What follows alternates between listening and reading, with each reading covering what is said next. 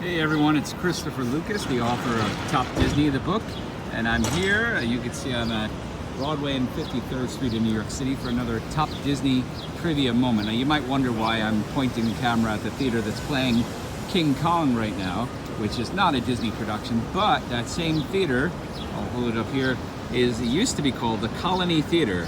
And so that Colony Theater that you see back there, what's now the Broadway Theater, that was the birthplace of our one and only friend, Mickey Mouse. There he is. I got my Mickey Mouse Club card from the 1920s there, but it's in that theater in 1928, November 1928, that Steamboat Willie made its debut. Walt took a big risk. He had already made a couple of Mickey Mouse cartoons, but they were silent, and he decided to put music to it and words and everything else and make the first sound cartoon, and he spent a lot of money on it.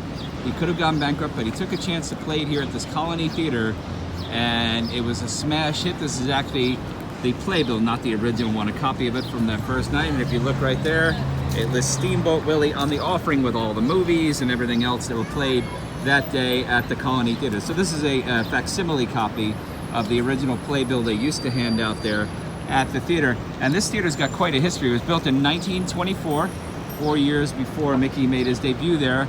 It's one of the largest theater in Broadway's Times Square area. You can see we're just on the outer edges of the Broadway Theater District. The Ed Sullivan Theater is over there on that side. But this theater opened up in 1924. It seats almost 1,800 people, which is amazing. And originally it was a movie theater, so Steamboat Willie made its debut there. It was a big hit. Walt thought of it as his lucky movie theater. So in Fantasia in 1940, when that came out, he decided to take this theater and put it in a new stereo system called Fantasound. And Fantasia only opened up in 13 theaters across the country with a special sound system, and that was one of them. And it did pretty well here, but unfortunately it didn't do well across the country. So after that, in the 1950s, this theater became a Broadway theater with Broadway shows like Kiss Me Kate and South Pacific and My Fair Lady. And the young girl who started My Fair Lady, her name was Julie Andrews, an import from Britain, and Walt came to see her in My Fair Lady. He saw her again in a show called Camelot, and he decided that would be his Mary Poppins. So he cast her in Mary Poppins after seeing her in these shows on Broadway, and the rest is history. Mary Poppins was nominated for Academy Awards, went up against My Fair Lady, which won Best Picture that year, but Julie Andrews won Best Actress, even though she had not been cast in the movie version of My Fair Lady before Mary Poppins. She won Best Actress, so a little bit of sweet revenge on her part. But that theater, the Broadway Theater, as you can see, is still going strong.